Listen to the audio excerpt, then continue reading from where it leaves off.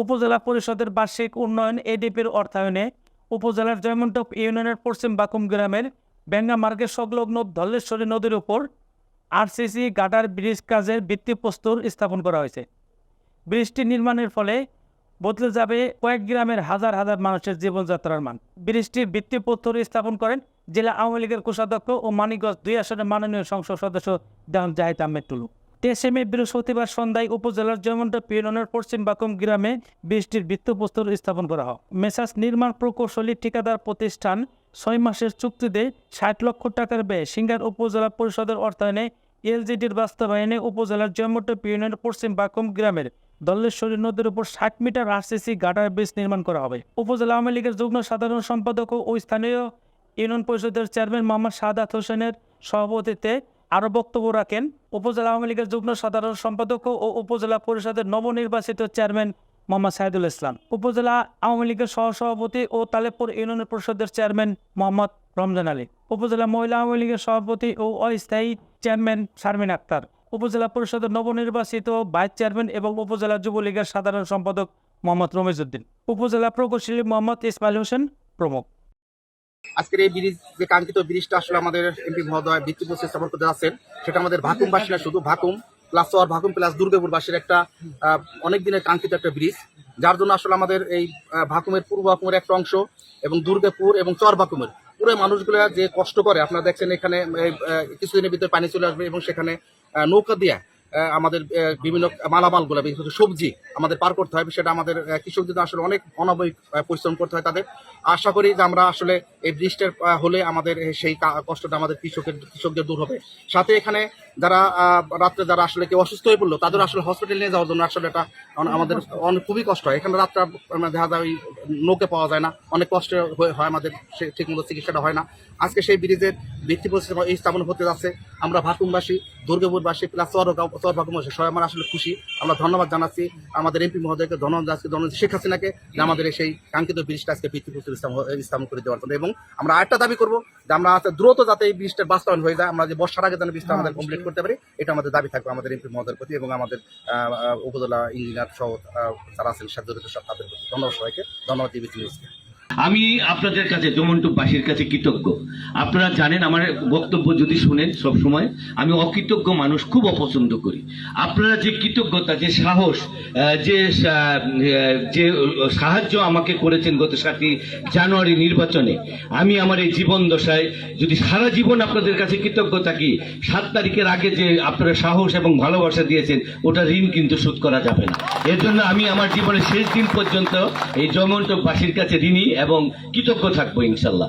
আর আপনারা জানেন এটা আমার একটা কমিটমেন্ট ছিল, আর আমি এটা ইনশাল্লাহ এত তাড়াতাড়ি যে করতে পারবো, আল্লাহ তাআলার কাছে অশেষ রহমত। এটা আল্লাহ তাআলা, আমি আশা করব শাহাদাত ভাই এবং থানা ইঞ্জিনিয়ার আছেন, যে কন্ট্রাক্টর আছেন, এই বর্ষা মৌসুমের আগে যাতে এটা পারাপারের উপযুক্ত হয়, এই দিকটায় নজর রাখবেন এবং সেটার জন্য যতটা সহযোগিতা লাগায় আমি আছি, সাইদুল ভাই আছেন, আমরা ইনশাল্লাহ আপনাদের পাশে আছি। আর আপনারা, আবারও বলি, আপনারা অন্য এটা তো আসলেই প্রাপ্য, তাই না? যারা বড় পর্বতের সামনে দাঁড়িয়ে বা বাঘের মুখের দিকে তাকিয়ে যুদ্ধ করে, তার প্রাপ্যটাতে একটু বেশিই থাকে নাকি? ইনশাল্লাহ আমি এতটা, আবারও বলি, অকৃতজ্ঞ না। আমি, আমার বুদ্ধি জ্ঞান আছে। আসলে এখানে যদি বলি, রমজান ভাই বলবে যে আমার সামনে শাহাদাতে বেশি দিয়ে গেছে, কারো ধরতাছি তোমারে। আমি আসলে, আমরা সবাই এই সিঙ্গারবাসী, আমি সবসময় বলি আমরা যত তাড়াতাড়ি 7 তারিখের ঘটনা ভুলে যেতে পারবো, 8ই মে নির্বাচনের কথা ভুলে যেতে পারবো, আমাদের কিন্তু সামনে চলার পথ ততটা মসৃণ হবে। আমরা সবাই মিলে সবাইকে সাথে নিয়ে আমরা চলতে চাই। আমি আমার ব্যক্তিগতভাবে বলি, আমি মমতাজ আপার কাছে কৃতজ্ঞতা এই কারণে, দেখেন আমরা যখন ঢাকাতে চলি বা বাংলাদেশে যেখানেই যাই, আমাকে বলে যে এমপি, প্রথমে মানুষ বেশি পাত্তা দিতেছে না। এমপি যখন বলে আমি মমতাজ আপাকে হারাইছি, ও ভাই আমার একটা ছবি তুলে, এই জিনিসটা তো উনি আমাকে করে দিয়েছে নাকি? এর জন্য তো আমার ওনার কাছে কৃতজ্ঞ থাকা দরকার।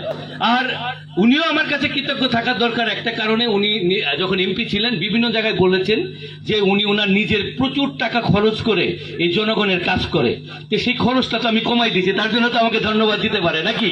এখন তার এই জন্য হয়তো এত খরচ করতে হবে না। তা আমরা দুজনের কাছে ঋণী। তা আমি আবারও বলি, ফান করলাম, সরি, আমরা সবাই মিলেমিশে, এখন আমি আবারও বলি, আমরা সবাই এই সিঙ্গারবাসী, আমরা মানিকগঞ্জ 2 আসনের জনগণ, আমরা যদি সবাই একত্রিতভাবে কাজ করতে পারি, সবার মতাদর্শ যদি এক হইতে পারে, এখন কিন্তু আমি বলি যে আমার কাজ করার অনেক সুবিধা। এখন সুবিধা হচ্ছে মোটামুটি 12টা চেয়ারম্যানই আমাদের সাথে আছে।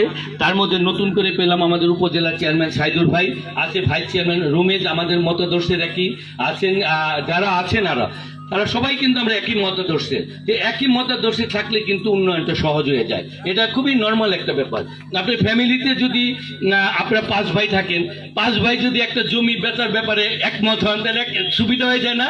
যে এক ভাই যদি কয় বেচবো, এক ভাই যদি কয় না বেচবো না, এক ভাই যদি কয় না গিরবি দেন, তাহলে কিন্তু ভেজাল আছে। তো আমাদের মতাদর্শটা এক, এর জন্য আমি চিন্তা করি ইনশাল্লাহ আগামী 5 বছর আমরা মানিকগঞ্জের এই 2 আসনকে, সিঙ্গারকে একটা সুন্দর, সরি একটা মিনিট, আমরা 2 মিনিট সময় নেব আসলে। আর আমি আপনাদের কাছে ক্ষমা চেয়ে নিচ্ছি, প্রচন্ড গরম আজকে, এত গরম, তার মধ্যে যেন আপনারা ধৈর্য ধরে বসে আছেন, এর জন্য আমি আবারও আপনাদের কাছে কৃতজ্ঞতা প্রকাশ করছি। আমি শুধু একটা জিনিস বলবো, এই জয়মন্টপের উন্নয়নের ভার, এই জয়মন্টপের যে কোনো কাজ আমি আমার দিক থেকে কোনো অসুবিধা নাই। আপনারা শুধু একটা জিনিস মনে রাখেন, শাহাদাত ভাই কোনো উন্নয়নের কথা বলবে, আমি এমপি হিসাবে যে করবো না এটা বিশ্বাস করেন না। শাহাদাত ভাই আমার কাছে যে কোনো রিকোয়েস্ট করবে, ইনশাল্লাহ আমি আমার এমপি হিসাবে এবং সাইদুর উপজেলা চেয়ারম্যান হিসাবে যতটা সাহায্য দরকার, যতটা কাজ করার দরকার, আমরা ইনশাল্লাহ করব। এটা আমি আপনাদের কাছে কমিটমেন্ট দিয়ে গেলাম। আর আপনারা সকলেই ভালো থাকেন। আবারও বলি যে এবার কিন্তু আমি যেটা শুনেছি, জয়মন্টপ যে হাই স্কুল আছে, এটা আমাদের প্রতিষ্ঠান, আমাদের আপনাদের সকলের ছেলে মেয়েরা পরিবার কিন্তু ম্যাট্রিক পরীক্ষার রেজাল্ট খুব খারাপ হয়েছে। আমি শাহাদাত ভাইকে বলবো সেই স্কুলটার দিকে একটু নজর দিতে। কেন ছেলে হঠাৎ করে রেজাল্টটা এত খারাপ হলো? আমাদের আসলে ছেলেপেলেরা যদি মানুষ না হয়, ছেলেপেলেরা যদি সুশিক্ষায় শিক্ষিত হতে না পারে, তাহলে কিন্তু সবকিছু পিছা যাবে। আমাদের এই রাস্তাঘাটের উন্নয়ন, এই ব্রিজ কালভার সব কিন্তু বৃথা হয়ে যাবে যদি আমাদের সন্তানরা, আমাদের মেয়েরা, আমাদের মা বোনরা যদি শিক্ষিত না হয়, তাহলে কিন্তু সবকিছু বিসর্জন যাবে। আমরা একটা চাই, জনতি শেখ হাসিনা যে 2041 সালের স্মার্ট বাংলাদেশ, ডিজিটাল বাংলাদেশের স্বপ্ন দেখছেন, এটা কিন্তু অশিক্ষিত দিয়ে হবে না, এটাকে শিক্ষিত জাতি হতে হবে। এর জন্য আমাদের এই স্কুল, যেগুলো প্রাইমারি স্কুল আছে, আমরা গতকাল একটা বলেছি, আমাদের সাইদুর ভাই একটা খুব ভালো কনসেপ্ট দিয়েছে, যে আমাদের সরকারি প্রাইমারি স্কুলগুলোর দিকে আমাদের একটু নজর দেওয়া উচিত। সাজাদ ভাই ওখানে কি পড়ালেখা হয়, কিভাবে কি পড়ালেখা করছে, আমরা যদি ভিত্তিটা শক্ত করতে পারি, আমরা একটা নিয়েছি ইনশাল্লাহ আগামী জানুয়ারি মাস থেকে আমরা এই 12টা ইউনিয়নে 12টা স্কুলকে মডেল প্রাইমারি স্কুল হিসাবে আমরা বাছাই করব।